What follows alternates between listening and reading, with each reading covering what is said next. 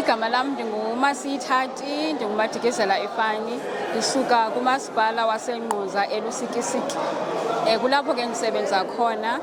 I think it's been uqala ngo-2016 ndisebenza into ebhadlileyo. Uthando lwam lomthungo I think laqala ndisesemncinci kakhulu. From uqala ke kulaa nto yokwenza oonopopi ke umama mamane eqaphela uba tyhini oonopopi bakho bona bathungelwa kakuhlana kunabanye oonopopi babanye abantwana. Ndayiphesuwa ke nasewusu ke xa ndiseyunivesithi, ndayibona uba ndiyayithanda naphayana, ndapasa kakuhle futhi. Then ndibuya ke ngoku ndabona mandiqale into yam, ndincediswa ke ngumyeni wam. Then wandithengela ikhonteyina nemashini nje yokuqalisa encinci.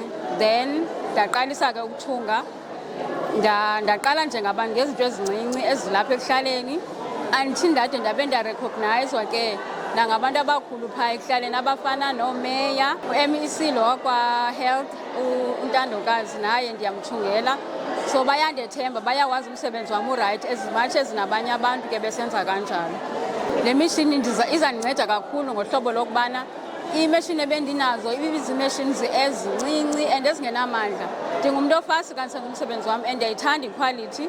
So le meshini yam bendinayo ibingandenzeli loo nto. Lena ke ngondiyifumeneyo izawundenzela ixesha lam likhawuleze, because nabantu bam ke bayakuthanda ukufika ixesha li-limited kuba bendazi uba ndiyakhawulezisa. Qha ndibe ndilimithwa ke ngoku yi-equipment le yam ingaphelelanga endingenayongo. So izawundinceda kakhulu ngoba nomsebenzi wam uzawuba nithi ke in terms of uba siphiwa ne-overlocker, ndibe efficient ke nalapha exesheni ndingabaphoxa abantu bam.